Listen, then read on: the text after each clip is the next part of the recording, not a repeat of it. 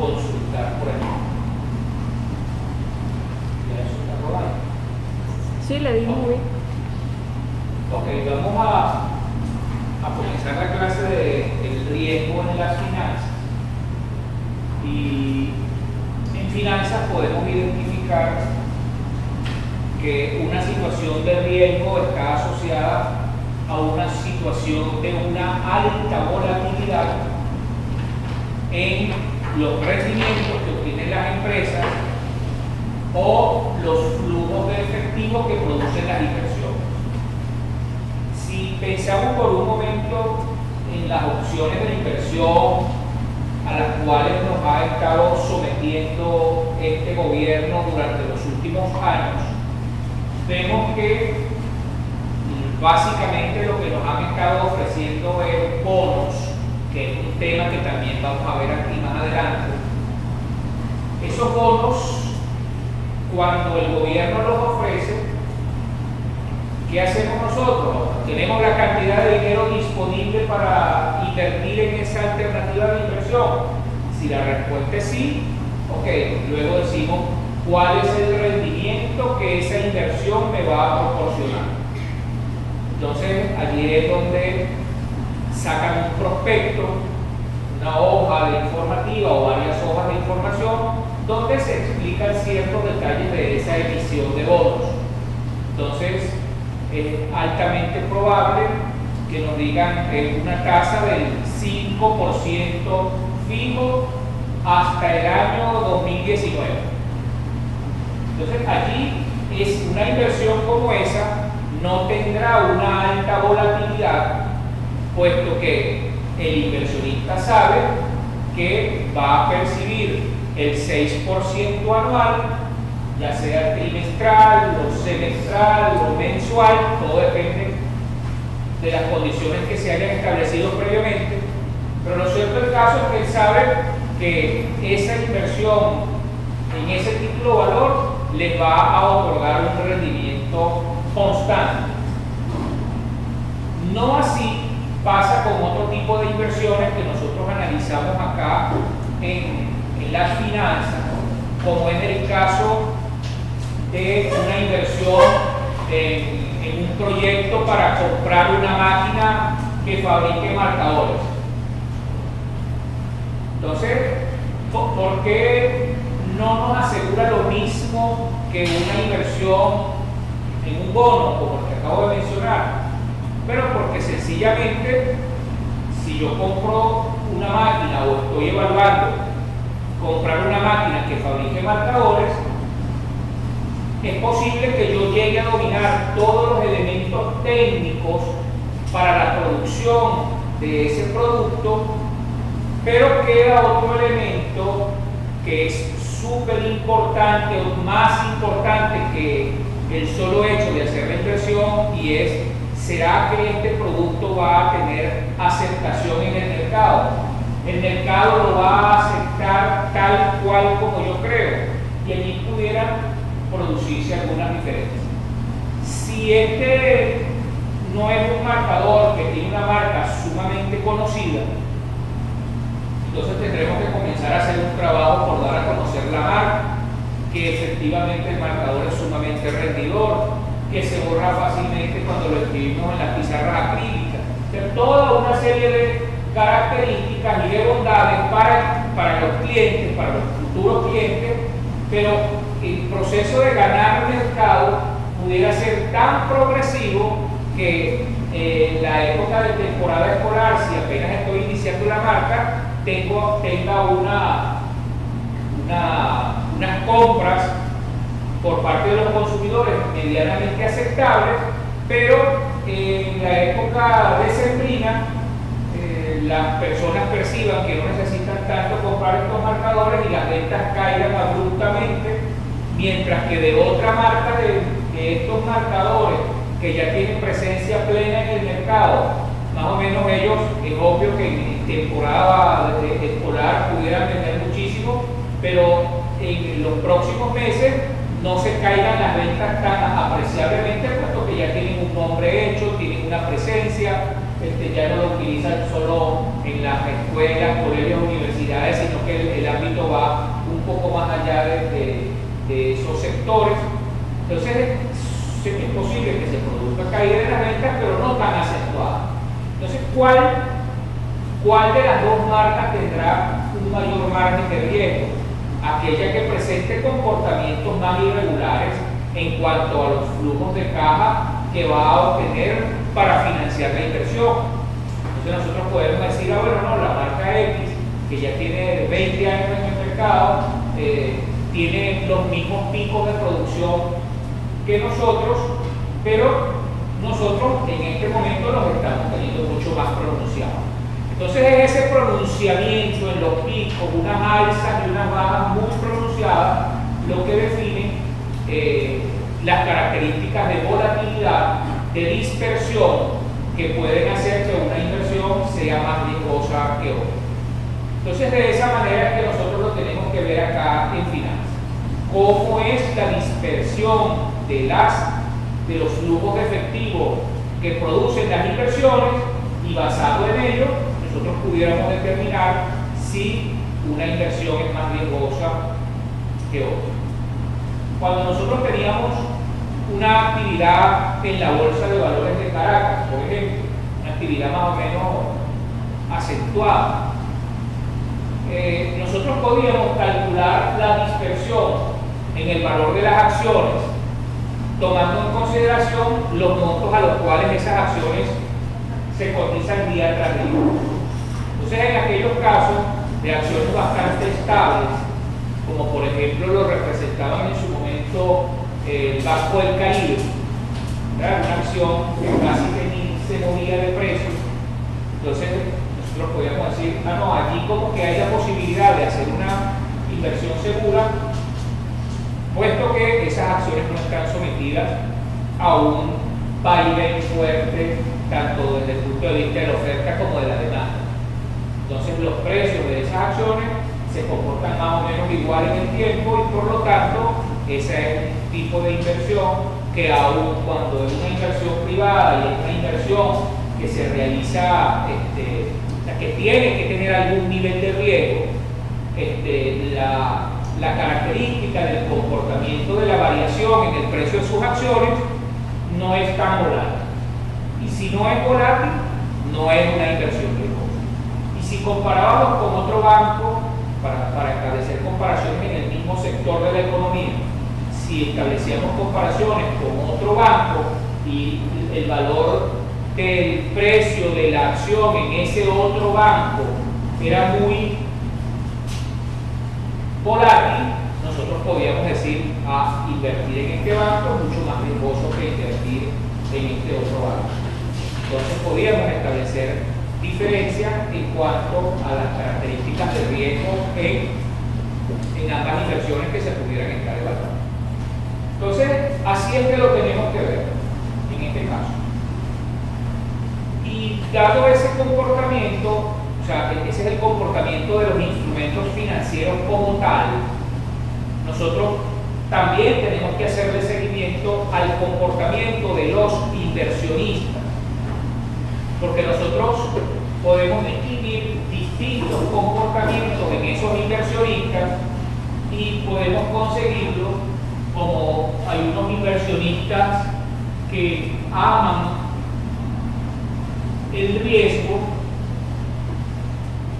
hay otros inversionistas a los cuales les resulta indiferentes al riesgo, y hay otros inversionistas que rechazan el riesgo. Entonces, es obvio que a los primeros que estoy mencionando son inversionistas que no les importa el riesgo el cual están incurriendo, sino sencillamente ellos, a más riesgo, como que sienten un deseo por hacer esa inversión, no importa cuán riesgoso sea. Y es más, para ellos pareciera ser que lo que les seduce a hacer la inversión son los niveles crecientes de riesgo. Es obvio que si nosotros miramos a nosotros mismos en una situación como esa, la mayoría de nosotros va a decir, nosotros no estamos en una situación como esa. ¿Okay? Porque quien asume un gran riesgo también pudiera asumir muy grandes pérdidas. Y es por eso que hay una frase muy conocida por todos, y es que solamente, o sea, aquellas inversiones que producen, que generan un gran riesgo, deberían también proveernos de un gran rendimiento. A mayor riesgo, mayor rendimiento. ¿Ok? Aun cuando yo les estoy hablando en este instante son de las sensaciones, de las emociones que posiblemente sienta un tipo de inversionista en particular, que a él no le importa básicamente qué rendimiento le va a proporcionar la inversión, sino que lo que desea es sentir que está asumiendo grandes niveles de riesgo. No pudiera decir, y no tiene nada que ver con el mundo de las inversiones aparentemente, pero es lo que sufren algunas personas que son jugadoras, ¿okay? Que juegan. Entonces uno pudiera decir, cónchale, vale, yo conozco un caso de un señor que le gusta tanto jugar a los caballos o a la lotería o a qué sé yo qué cosa, o en los casinos, y perdió la casa. Esa persona es un loco. Entonces fíjense que cuando nosotros decimos eso, más que estar hablando de esa persona, lo que estamos es relatando cuál es nuestra posición ante el riesgo. Yo no sería capaz de asumir una posición tan riesgosa como para poner en riesgo algo tan fundamental como es una casa donde allí es el asiento principal de mi familia, de mis hijos, etc. Entonces, sí es cierto que esa persona tiene poco que ver con mi comportamiento, pero sencillamente, bueno, hay inversionistas que tienen esas características. También hay inversionistas que son indiferentes al riesgo. El ser indiferentes al riesgo lo que significa es, bueno, yo voy a asumir una inversión riesgosa, yo quiero obtener un rendimiento que compense ese riesgo que estoy asumiendo. Entonces ellos compensan dentro de su estructura de análisis, buscan aquellas inversiones, ok, un gran riesgo, okay, ¿qué rendimiento me va a proporcionar? Un riesgo del 10%, bueno, yo quiero un rendimiento del 50%, yo puedo decir yo, pero de repente algún otro dice, no, o sea, si el riesgo es del 10, yo quiero un 80% de rendimiento. No hay la manera de poner de acuerdo a todos los inversionistas en cuanto a los altos niveles de riesgo y qué cantidad de rendimiento adicional debemos asumir. Entonces, pero este tipo de inversionistas compensan ambas cosas. Mientras que la mayoría, todos los estudios nos han dicho que la mayoría de las personas, de los inversionistas, nos ubicamos en esa tercera categoría de los que rechazan el riesgo.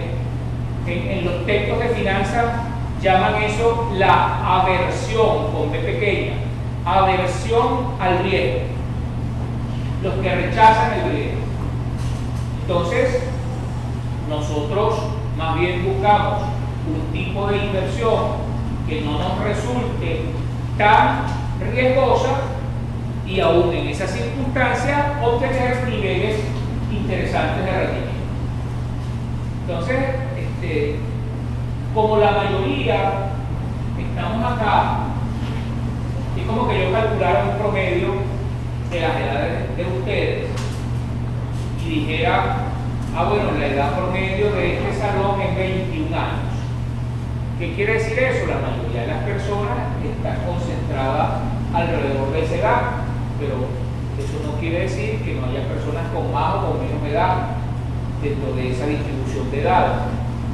Pero lo mismo pasa acá. Esas personas que rechazan el riesgo son en promedio la mayoría. Y quienes han estudiado este tema, ellos establecieron que que los mejores indicadores para medir el riesgo son los indicadores de tendencia central, ¿ok? En la parte estadística, ¿ok? Hacer un cálculo de la media, de la varianza, que ya esas son medidas de dispersión, de la media, la varianza, la desviación estándar y en algunos casos los coeficientes de variación. Y esas son las medidas que nosotros vamos a utilizar acá para poder establecer si una inversión es o no riesgosa. Entonces, vean que básicamente nosotros vamos a transitar durante las próximas clases por una especie de clase de estadística vinculada con la finanza, pero estadística bastante básica. Entonces, para nosotros en las finanzas las medidas, la medida de riesgo característica es la desviación estándar. Los desvíos, la sumatoria de los desvíos en relación con la media, de los desvíos al cuadrado con la media, dividido entre el número de observaciones. Okay, vamos a ver cómo se aplica eso dentro de las finanzas. Solamente que hay una diferencia en relación con lo que ustedes hasta ahora conocen de cómo calcular una media. La media de las edades, la suma de todas las edades de ustedes dividido entre el número de estudiantes que hay en este momento. Vamos a ver qué dispersión hay en relación con esa media. Agarro la edad de Paola y la comparo con la media. Agarro la edad de Nunes y la comparo con la media, y así voy con cada uno de ustedes. Saco la desviación individual, después calculo un promedio de esas desviaciones, pero ustedes saben que primero, como hay números por encima y por debajo de esa media, posiblemente la diferencia en esa comparación individual me dé un número negativo. Entonces es por eso que lo tengo que elevar al cuadrado, ¿ok? Los desvíos al cuadrado en relación con el número total de observación. Eso pudiéramos hacerlo así, y el hecho de que lo mencione es un poco para traer esos recuerdos que ustedes tienen de ese tipo de estadística, porque posiblemente pensaban que eso no lo iban a ver más y mucho menos en finanzas. Aquí lo vemos, son cálculos un tanto laboriosos, pero que nos conducen a un resultado financiero. A mí me han ayudado muchísimo en distintas facetas de mi desarrollo profesional esa estadística, la estadística aplicada básicamente a resolver muchos temas profesionales. Solo que ustedes, cuando yo ponía el ejemplo de que agarro la edad de cada uno de ustedes en relación con ese promedio, nosotros aquí no lo vamos a hacer de esa manera, porque nosotros vamos a hacer el cálculo asumiendo que la realidad no es una sola, sino que pudieran existir distintas realidades en distintas probabilidades de ocurrencia. Entonces vean que ya aquí nos estamos cayendo un poquito en el tema de las probabilidades. ¿Les gustaban las probabilidades? Eso significa que no les gustaban. ¿Okay? A mí no me gustaron en su momento, pero no importa que no me gustaran, teníamos que asumir que eso era parte de la carga pesadísima, ¿no? Consideraba yo en ese momento. Aquí, para no asumir que la realidad es única, nosotros debemos asumir que podemos generar algunos escenarios acerca del mundo en el cual se van a desenvolver esas inversiones. Y eso es otra de las características que nosotros tenemos que tener siempre presentes, y que ustedes tienen unas grandes habilidades, grandes competencias, porque la formación de economista se los brinda en el sentido de que nosotros estudiamos muchas herramientas para ser aplicadas, para ser extrapoladas hacia el futuro, y toda inversión se desarrolla en el futuro, toda, no hay ninguna que no se desarrolle en el futuro. usted hoy coloca X cantidad de bolívares para comprar un bono, usted va a comenzar a obtener los rendimientos de ese bono en el futuro, y esa inversión se la van a devolver en el futuro. Si compra una máquina para fabricar algo, usted desembolsa el dinero hoy, pero los rendimientos de esa máquina van a ocurrir en el futuro. Entonces es por eso que a nosotros los economistas siempre el tema del futuro es un tema que está presente, muy vinculado a nosotros. Entonces, en este caso, nosotros tendríamos que suponer, yo voy a hacer solo un par de anotaciones acá, para medir el riesgo.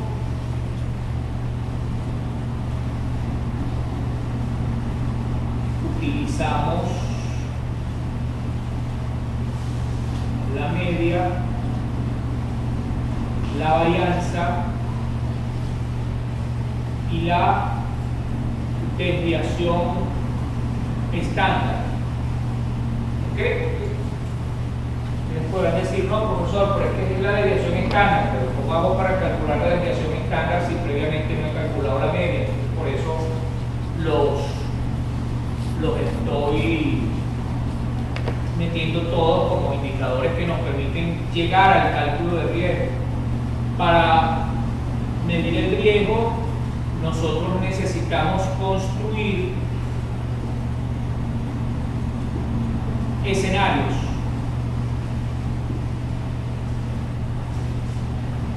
Y esa construcción de escenarios, sin ninguna duda, va a pasar por una percepción de cómo vemos nosotros la realidad. ¿Ustedes creen que alguna persona que ame el sistema de gobierno que estamos viviendo nosotros en este momento, pero oígame, estoy hablando de amar, ¿ok?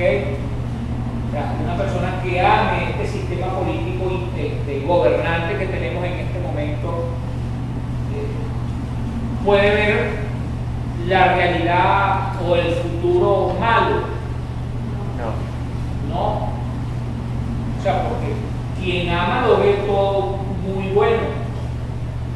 ¿Ok? En el ámbito en el cual nosotros nos queramos ubicar.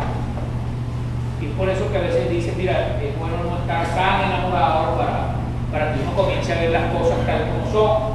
Pero los que aman, o sea, lo ven, todo lo que va a ocurrir, eso es perfecto, casi que como a la perfección.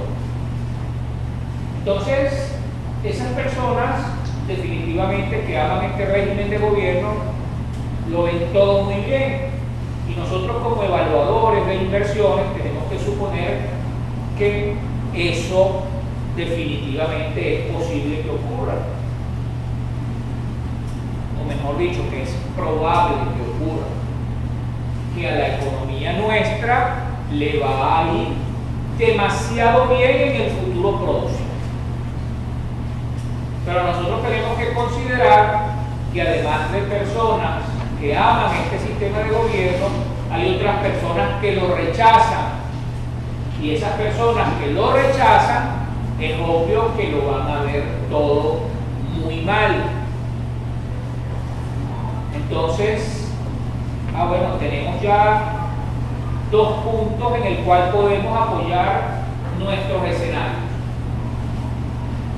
Y vamos a suponer que vamos a evaluar una inversión y que esa inversión se va a desarrollar dentro de unos escenarios, y nosotros como gente seria, objetiva, lo más que se puede, decimos, bueno, vamos a considerar que una probabilidad de ocurrir es que a la economía le vaya muy bien, y existe otra probabilidad que a la economía le vaya muy mal. ¿Ok? Y podría decirme otra persona, alguno de ustedes, bueno, profesor, pero vamos a generar por lo menos una tercera alternativa de escenario donde sea un comportamiento más o menos constante a lo que está ocurriendo ahorita. Pero ahí salta uno que rechaza el sistema de gobierno. Bueno, profesor, ¿por qué le parece poco malo lo que estamos viviendo? Ah, bueno, tú te ubicas en el que rechaza al sistema de gobierno. Entonces, nosotros tenemos personas, tenemos compatriotas que no ven las cosas como que están ni muy bien ni muy mal, sino que están allí. Porque yo no me explico, o sea, de otra manera, cómo ese alto volumen de personas que no va a los procesos de votación, no lo hace. O sea, son sencillamente indiferentes. O sea, con lo que salga de esa votación, mi vida sigue igual. ¿Okay? Pienso yo que pensarán así, valga la expresión, ese tipo de personas. Entonces, voy a escribir aquí esos 3 ejemplos de escenarios. Entonces, un escenario de que la economía crece,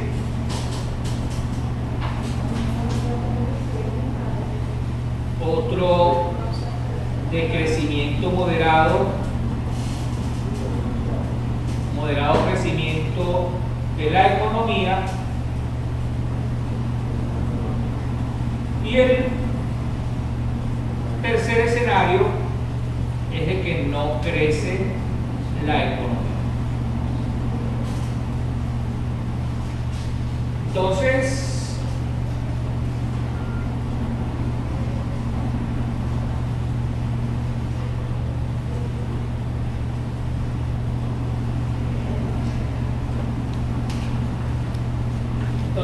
¿cómo vamos a saber dentro de esa posible inversión que nosotros vamos a hacer a cuál de esos 3 escenarios nos vamos a enfrentar? Entonces, aquí, fíjense que yo dentro de mis palabras estoy mencionando, o sea, existe la probabilidad de que ocurra un escenario donde la economía crece. Otro escenario donde probablemente la economía crece pero moderadamente. Estoy mencionando mucho la palabra probabilidad, entonces eso nos ubica en la otra ala de la estadística, en otro sector de la estadística. Y ahora, cuando yo les voy a decir a ustedes, les voy a preguntar a ustedes qué probabilidad hay de que ocurra cada uno de esos escenarios, allí comenzamos a saltar hacia otra disciplina que es el muestreo. Sigue estando dentro de la estadística, es el muestreo. Porque para yo saber en qué probabilidad van a ocurrir estos escenarios, yo tengo que buscarme un panel de personas a las cuales yo consulte y sean un fiel reflejo del mundo de los inversionistas. Quiero chequear si me estoy explicando en ese sentido. Yo tengo que salir a preguntar a potenciales inversionistas de cómo creen ellos que se va a comportar la economía en los próximos meses. Y esos próximos meses van a estar determinados por el número de años o número de meses en el cual vamos a tener vigente la inversión que vamos a realizar. Entonces vamos a suponer que nosotros estamos evaluando la compra de un equipo y que ese equipo lo vamos a recuperar y nos va a retornar inversión durante un periodo de 5 años. Entonces nosotros necesitamos preguntarle a ese panel de personas en qué probabilidad creen que van a ocurrir cada uno de esos escenarios. Yo voy a simular eso acá con ustedes. ¿Okay? Yo voy a suponer que ustedes son personas conocedoras del mundo de las inversiones, que cada uno de ustedes representa algún sector de la inversión en el país y que por lo tanto ustedes son una muy buena muestra de esos potenciales inversionistas que tenemos acá en nuestro país.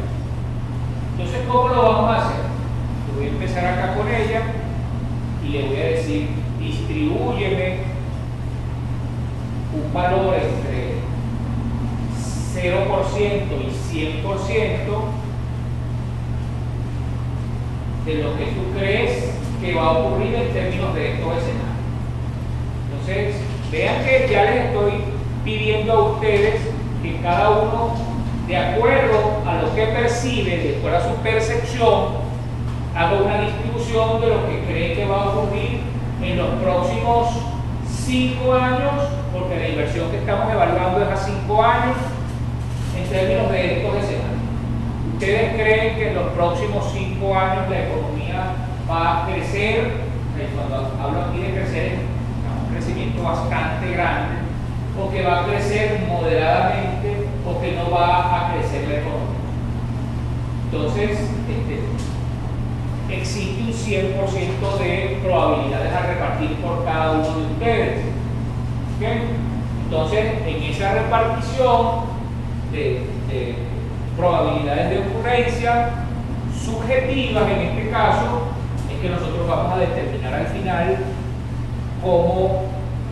cuál es el porcentaje de ocurrencia, la probabilidad de ocurrencia final que le vamos a subir para cada uno de estos escenarios. Si a ti te correspondiera hacer ese ejercicio, ¿en qué medida crees tú entre un 0 y un 100% que va a crecer la economía? 5%. Ok. Paola cree que un 5.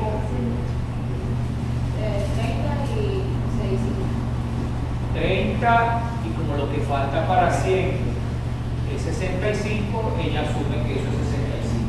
¿Pilar?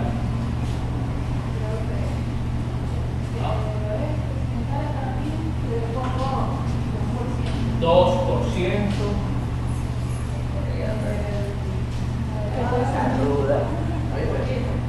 Son realistas. 25 son 27 y lo que falta para 100 son 73. ¿Cierto? 73%.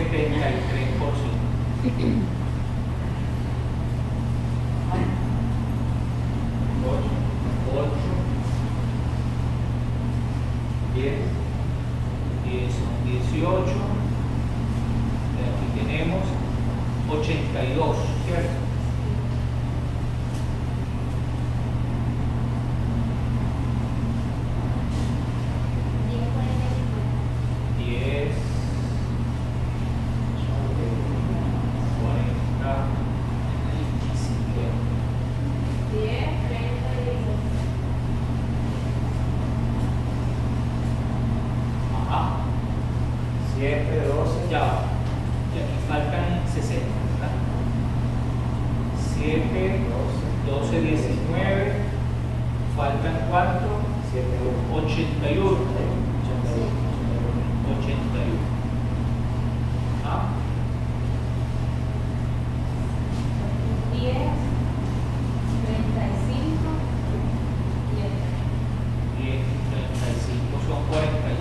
Aquí hay 55. Carolina. 10, 40, 50 ya había pensado así. 10, 40 y 50. María Fernanda. 5, 45 y 50. Linda. 7, 7, 14, 14. Son 21, 89. No, 79. 79. ¿Ah? 10, 30 y 60. 10, 30 y 60. ¿Ok? Esto no quiere decir que es la única manera de hacerlo, es una manera de hacerlo. Si cada uno de ustedes lo hiciera evitando sesgos, porque es posible que si yo veo que, concha, le están respondiendo muy bajito la primera opción y yo no quiero aparecer como alguien que le gusta este sistema de gobierno, entonces yo también le voy a dar poquito, me estoy explicando. Entonces, no, yo quiero parecerme al resto y le doy valores más o menos al resto. Son problemas de sesgos que se pudieran presentar. Entonces, en la medida en que nosotros recabemos información con un sesgo que tienda a cero, entonces en esa misma medida yo estaré haciendo un buen trabajo. Hay eventos de economía en esta época del año, hace muchísimos, donde las firmas de economía entregan una planilla a sus participantes y en esa planilla le hacen una pequeña encuesta al final donde más o menos hay una pregunta como esta y la persona, el asistente a ese evento responde. Y como ese evento, esa firma posiblemente lo aplique en otros estados de Venezuela, entonces al final ellos recogen toda esa información en distintos puntos del país y terminan pues, por caracterizar cada uno de esos escenarios en cuanto a la probabilidad de ocurrir. Porque posiblemente no todos los estados se comporten como lo vamos a señalar acá. ¿Cuánto va María Fernanda? 84, acá. 311 y aquí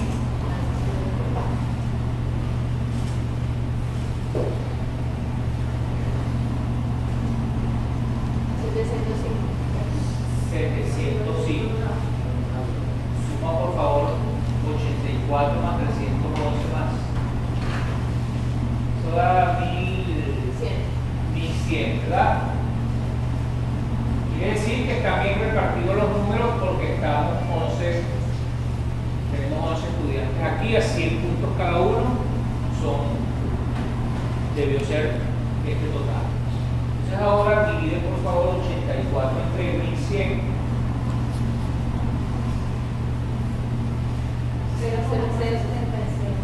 0,076. Ajá. 36. Ok, aquí 2827 y acá 0,64.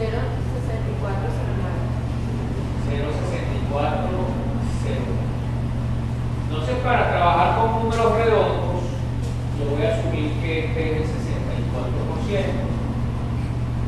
Voy a asumir que este es el 28%. Allí tenemos 92 y que este es el 8%. Entonces allí saldríamos al paso, buscando de una manera un tanto rápida, las probabilidades subjetivas de ocurrir. Un escenario como este cree que es probable que ocurra en un 8% el crecimiento de la economía. En un 28% cree que va a haber un crecimiento moderado, pero el 64% cree que la economía no va a crecer.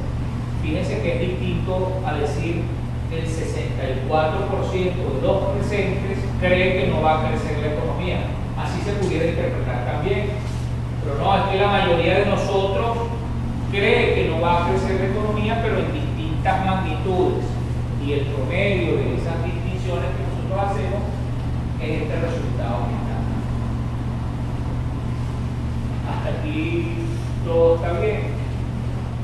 Más o menos claro. ¿Hay alguna pregunta que quieran hacer? ¿Clarito todo? Ok. Nosotros en los ejercicios que vamos a resolver, esto va a ser un dato. ¿Okay? Tenemos este dato para para trabajar. Hay otra cosa que tenemos que resolver. Yo voy a colocar acá, entre comillas, algunas frases muy conocidas. A mayor riesgo, mayor rendimiento. Y hay otra que también es muy conocida por ustedes, que dice que nunca pongas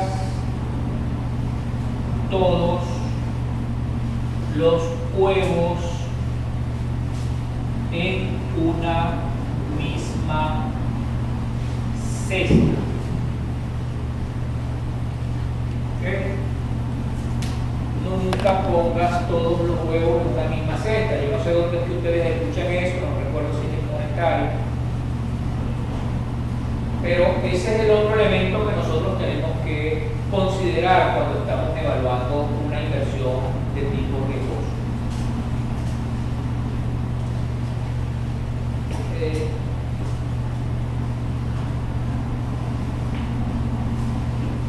Hay otra, María Fernanda, que es muy conocida, que es que ningún almuerzo es gratis.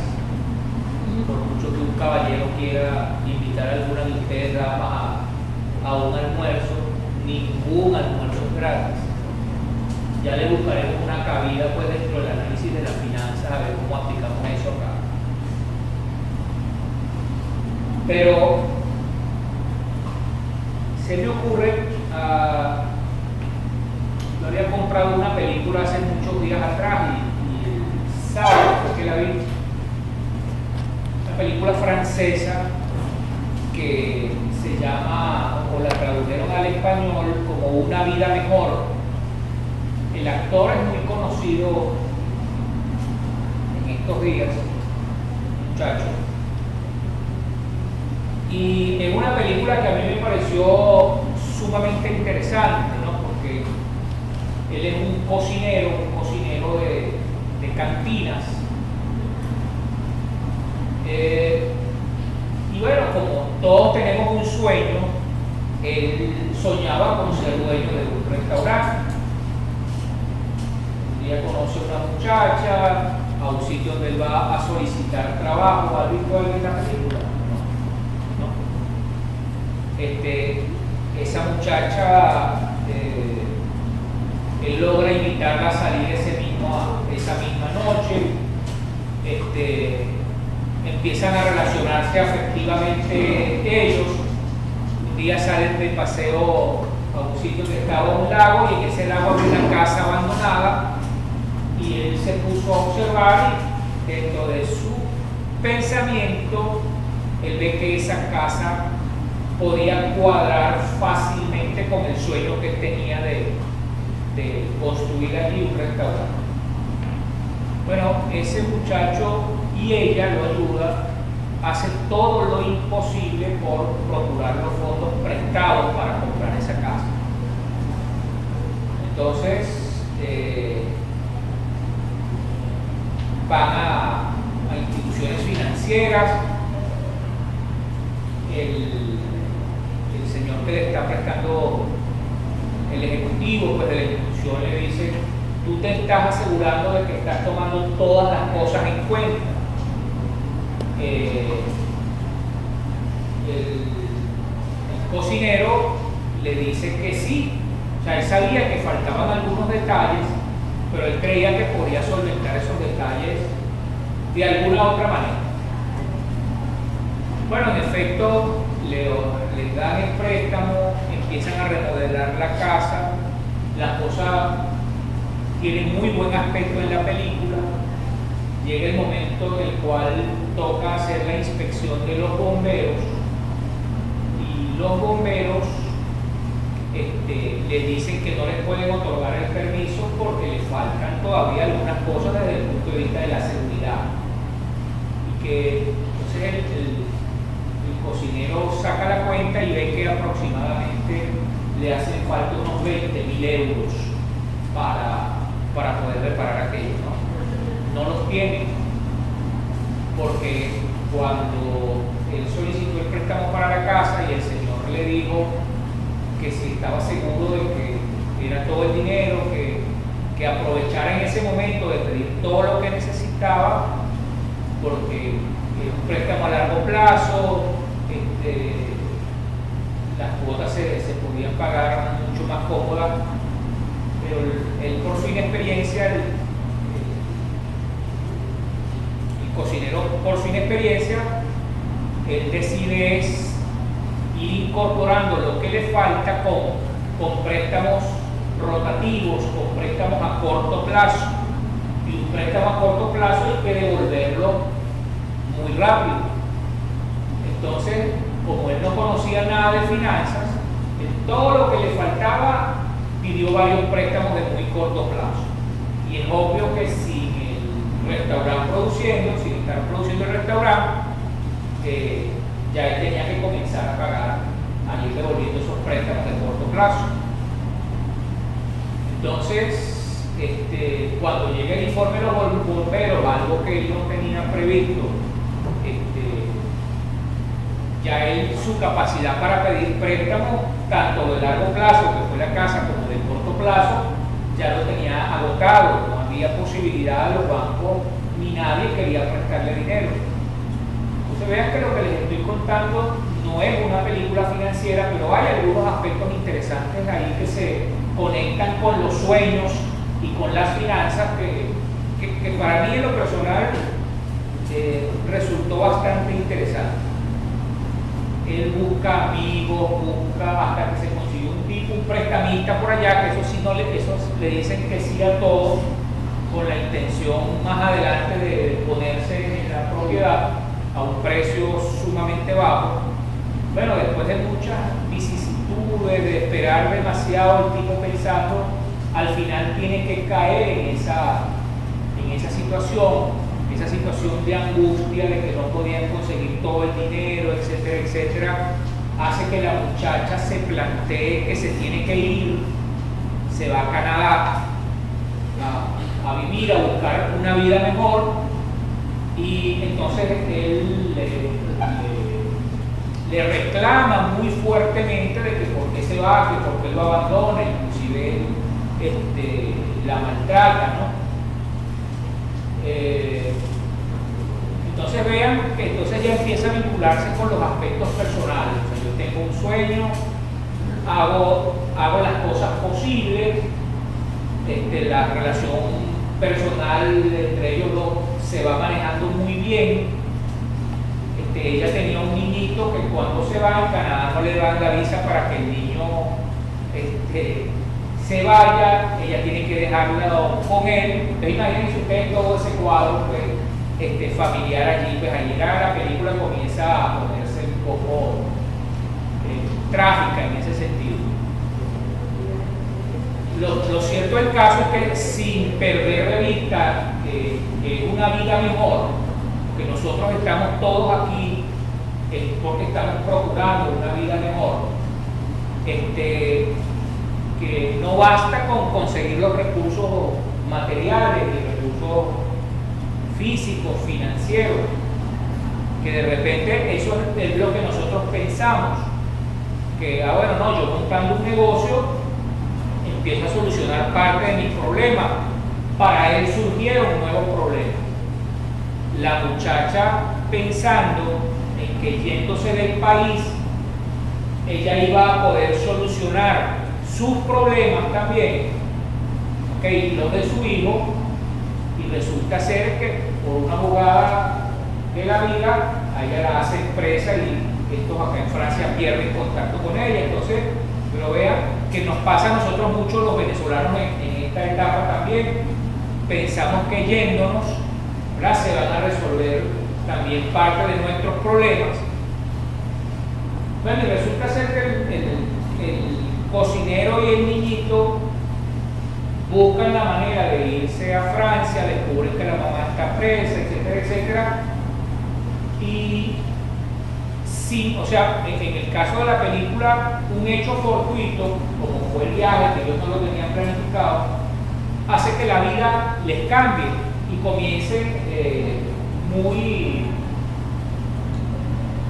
despacito ese proceso de ascenso, porque él se consigue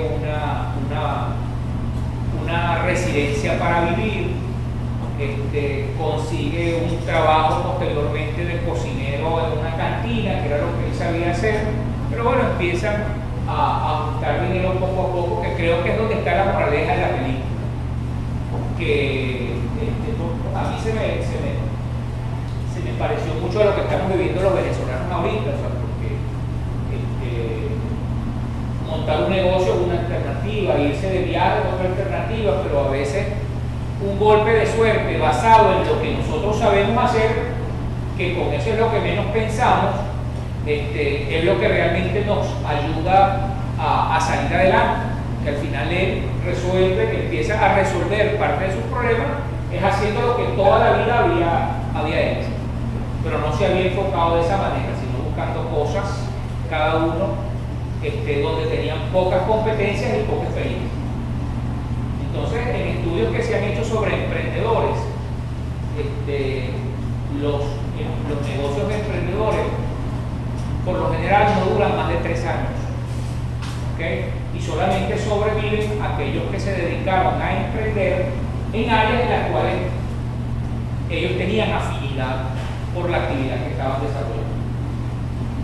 Entonces, ustedes ahorita posiblemente, yo no sé en qué piensan ustedes ahorita, pero cuando yo estaba sentado allí, compañeros, yo confieso que yo no, pensaba que era conseguir una empresa prestigiosa donde emplearse, que les pudiera generar un nivel de experiencia inicial, y producto de esa experiencia inicial, bueno, iban como quien dice mejorando e ir alcanzando posiciones mejores. Hoy con la situación como las tenemos en las empresas, no sé, de verdad, sería interesante que algún día me dijeran qué es lo que ustedes piensan hacer,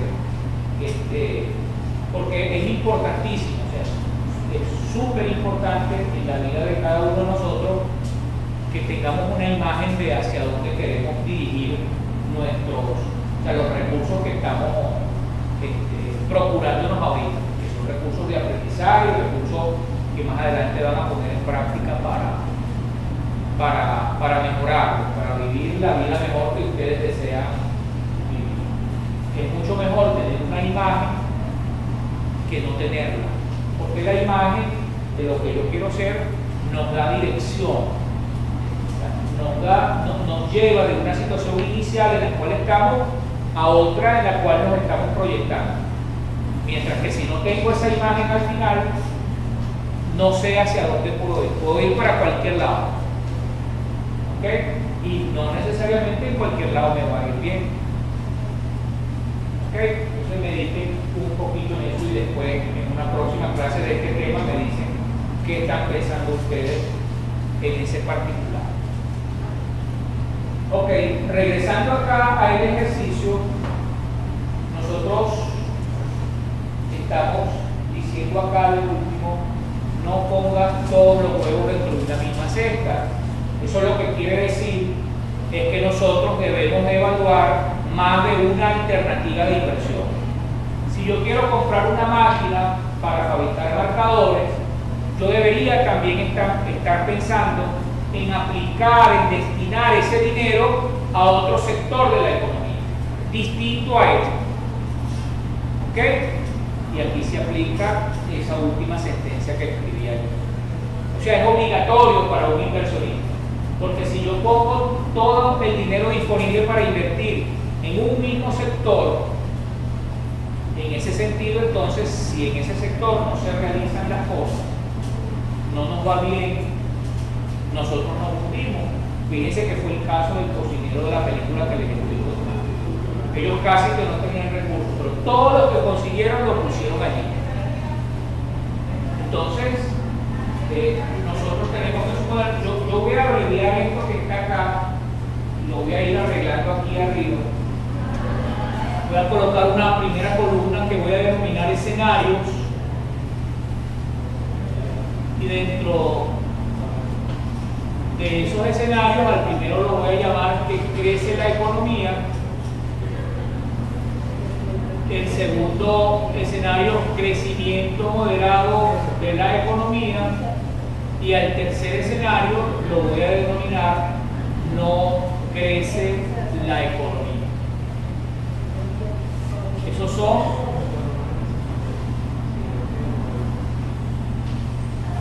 los escenarios que nosotros nos estamos planteando. En esa segunda columna voy a colocar los resultados que obtuvimos acá de las percepciones nuestras. Esa columna la voy a denominar probabilidad subjetiva. La primera obtuvo un 8% de nuestras percepciones, la segunda un 28% y la tercera un 64%, todo ello para completar un 100% de nuestras percepciones. Y ahora tenemos que seguir añadiéndole columnas a eso, pero son columnas que van a estar relacionadas con los rendimientos que nosotros creemos que va a obtener una de las inversiones que vamos a evaluar.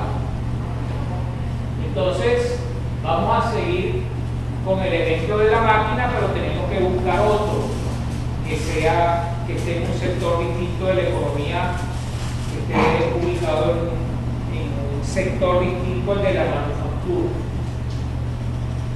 Pero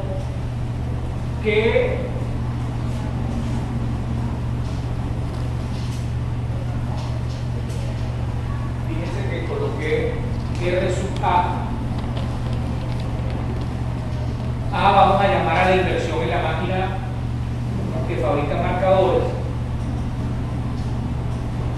Y vean que tenemos tres escenarios y nosotros estamos obligados a calcular para cada escenario un rendimiento. ¿Okay? Entonces, nosotros tendremos que irle dando mucho más forma a lo que significa cada escenario. Para nosotros, ¿qué significa que la economía crece? Significa que el país va a pasar de 2.400.000 barriles diarios a 2.700.000. Que la economía crece significa que el gobierno va a establecer incentivos para la instalación de empresas manufactureras. Y ahí nos empezamos a pintar una serie de escenarios desde el punto de vista cuantitativo y cualitativo, y que de alguna manera eso va a impactar nuestra inversión. Entonces, tenemos que calcular ventas estimadas para ese escenario, costos estimados, no para el escenario, perdón, o sea, para la empresa incorporando esa nueva máquina bajo ese escenario de crecimiento de la economía. Ventas, costos, gastos, impuestos, intereses si es que tenemos que pedir dinero prestado, y al final eso nos da una utilidad. ¿Ok? ¿Cuál es la utilidad que voy a obtener yo de ese escenario? Entonces, preferiblemente no una utilidad en unidades monetarias, sino utilidad en relación con el capital que invertimos. Ok, esa utilidad bajo ese escenario me da que va a ser de un 15% nuestro rendimiento. Repito, agarré un indicador, utilidad neta sobre capital invertido. Recuerden el tema de los índices que lo vimos en la primera parte de esta materia.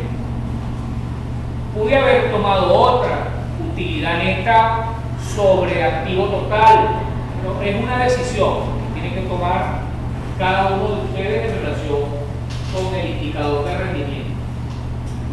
De crecimiento moderado para la economía, de igual manera tengo que estimar ventas, costos, gastos, impuestos, intereses hasta determinar la utilidad neta y esa utilidad neta en relación con el capital invertido para ese escenario me dio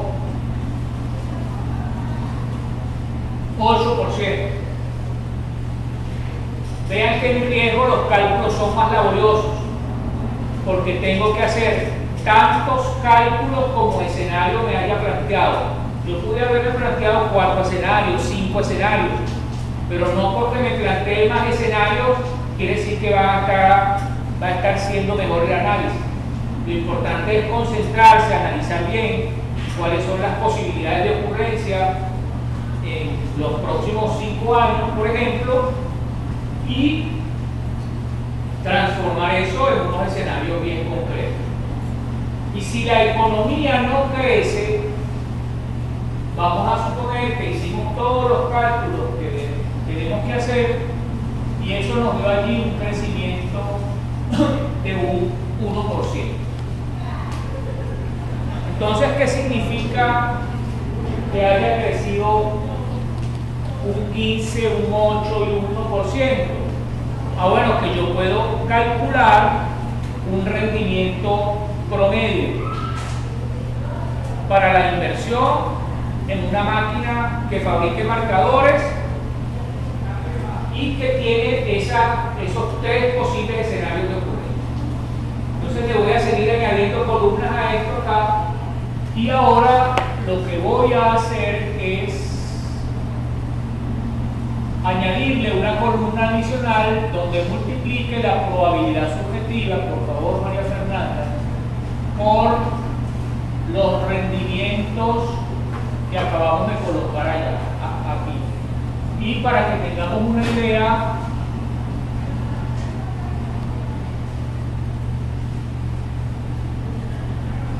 luego vamos a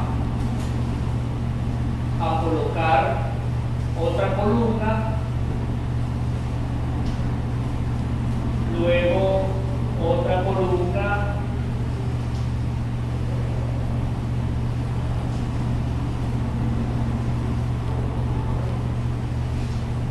ok, y hasta ahí llegan las columnas, o sea, 3 columnas más.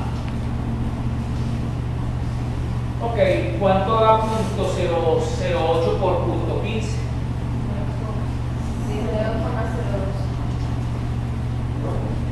0,012, 0.28 por 0.08,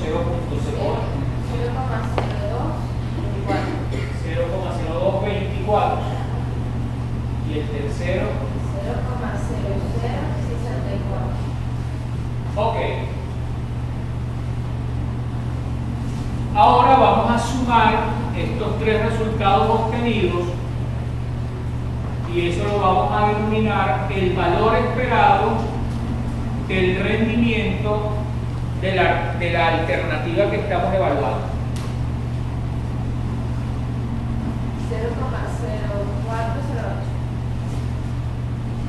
0,0408. ¿Ok? ¿Qué significa ese resultado? Ese resultado es el valor esperado de los rendimientos de la alternativa A de inversión. ¿Okay? Si nosotros decidimos invertir en esa alternativa, dados esos escenarios y esas probabilidades de ocurrencia, nosotros vamos a obtener un rendimiento esperado del 4,08%. Vean que este resultado lo que es un rendimiento promedio ponderado. El factor de ponderación es la probabilidad de ocurrencia de cada escenario. Entonces, fíjense que ustedes pudieran decir, pero bueno, ¿cómo es eso, profesor? Si tenemos que el primero nos va a rendir 15%, ¿cómo nos va a estar dando 4,08%? Bueno, sí, tienes razón, tenemos un escenario que creemos que nos va a rendir la inversión 15%, pero es el que menos probabilidades de ocurrir tiene. ¿Ok? Entonces eso hace que la mejor forma de determinar el rendimiento sea un promedio ponderado. ¿Hay alguna pregunta hasta acá? Ok, entonces luego lo que vamos a hacer es calcular los desvíos en relación con ese promedio. Entonces ahora lo que vamos a hacer es a 0,15 restarle este resultado que está acá. ¿Cuánto da? 0,138, 0,08 menos 0,0408.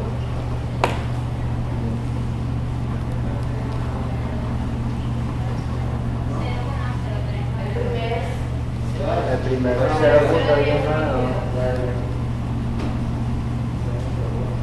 0,1032 y el 0,0392 y el último 0,01 menos este resultado va a dar un valor negativo.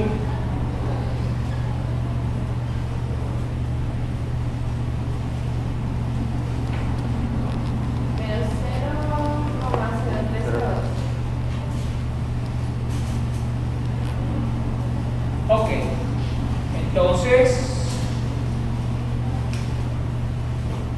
ahora cada uno de estos desvíos, como lo dice la columna, lo vamos a elevar al cuadrado y lo vamos a multiplicar por su respectiva probabilidad.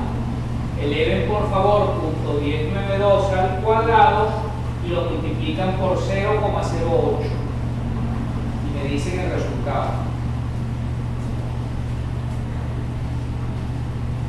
0,00095. Ok, este segundo desvío 0,0392 al cuadrado por 0,28.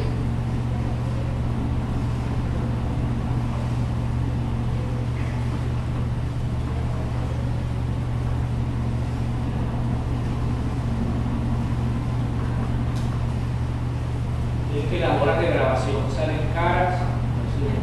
¿Cuánto da?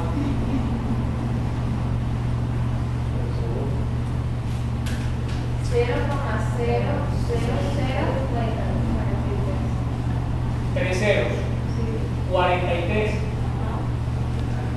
Y el último, este valor elevado al cuadrado por la respectiva probabilidad que es 0.64. 0,000. ¿Cuántos ceros? 3. Sí. Ah, 607 1296. ok. Los desvíos al cuadrado multiplicados por la probabilidad, la suma de ellos es lo que nosotros vamos a denominar la varianza de los rendimientos para la inversión A. Por favor, alguien que sume, María Fernanda, por favor.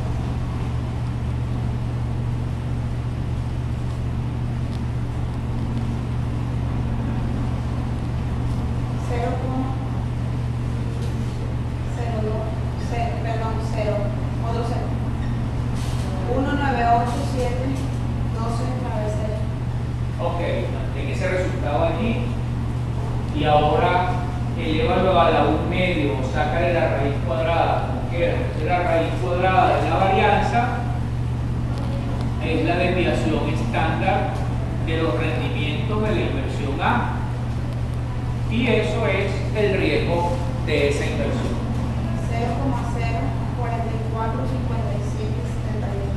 0,044. Ok, vamos a dejarlo allí. Esta inversión tiene un riesgo del 4,46%. Esta inversión tiene unos desvíos en relación con la media del 4,46%. Entonces, por sí solo, no sabemos si ese 4,46 es muy riesgoso o es muy poco riesgoso. es muy riesgoso dependiendo de con quién lo voy a comparar. ¿Ok? Entonces, solo sabemos que necesitamos otras inversiones que incorporar a la cesta de inversión.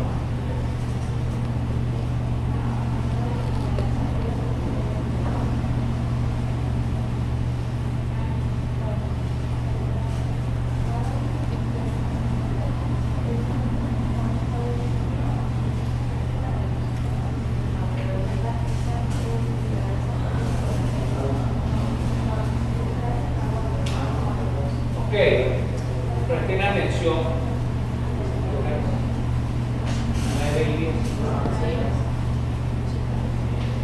Ok, si hay alguna imprecisión en el número, lo corrijo. Ok, no me importa el detalle del número, solo me importa que lo tengan bien. Aparentemente si hay algún error aquí. Ok, lo que me importa hasta ahora es que sepamos que el resultado que nos da acá, ese resultado nosotros lo vamos a asimilar con un concepto específico de riesgo. Yo voy a denominar esto,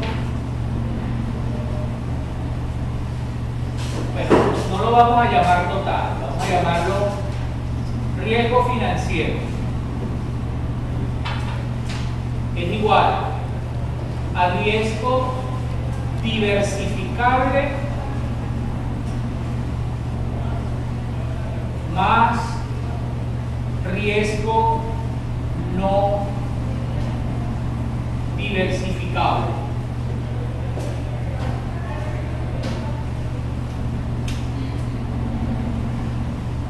Y este riesgo que nosotros acabamos de colocar acá,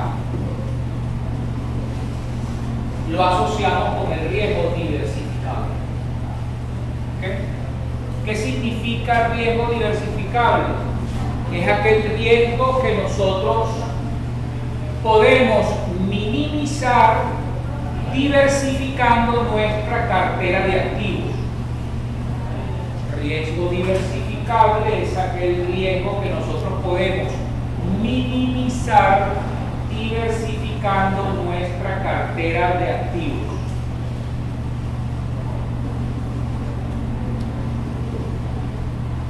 El riesgo no diversificable lo veremos más adelante. ¿Okay?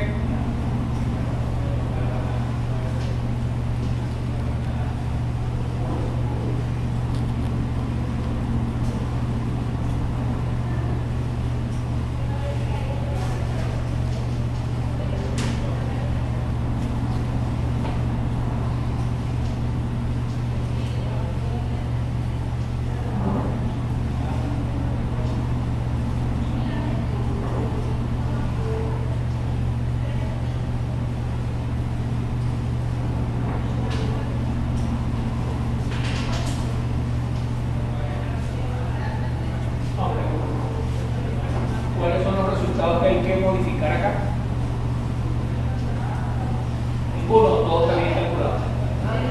Porque todos los decimales y los otros teníamos. Ok, pero estos sin decimales estaba bien así. ¿Sí? ¿Sí? La que tiene el número está bien. Corto, pueden poner todos los decimales que quieran, lo que soporte la calculadora. Fíjense que como son aquí, ya él tenía la pregunta, profesor, ¿con cuántos decimales trabajo? Si yo les digo que con 2 decimales, este no lo pudiéramos utilizar. ¿Ok? Entonces, aquí yo no sé qué responderle cuántos decimales, porque como estamos trabajando con números porcentuales, entonces sencillamente hay que trabajar y aquí sí yo puedo decir, bueno, esto es igual a un riesgo del 4,46%. Y punto. Es sumatoria, ¿verdad? Pero La suma de estos dos. a mí me hace 0,0672.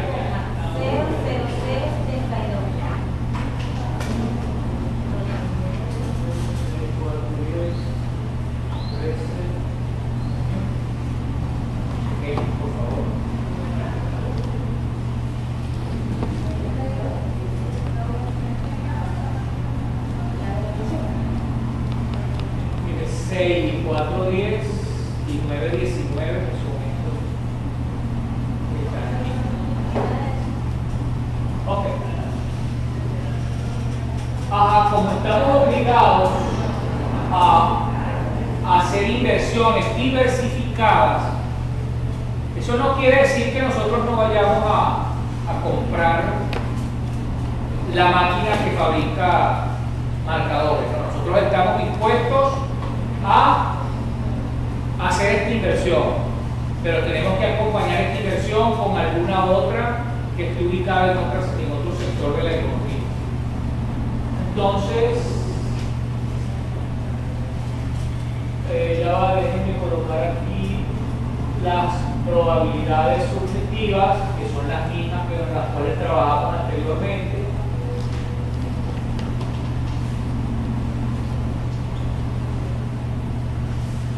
Y ahora tenemos una inversión B, que vamos a suponer que esa inversión B es un restaurante. Fíjense que las estoy buscando bien distintas. ¿Okay? Y ustedes hicieron todos los cálculos para cada uno de esos escenarios, hicieron su estado de resultados, calcularon la utilidad, esa utilidad la compararon con el capital invertido y obtuvieron estos resultados de rendimiento. Aquí les dio 12%, aquí les dio 10% y aquí les dio 8%. Por favor, ahora, con estos datos que les estoy dando acá, produzcanme este mismo cuadro.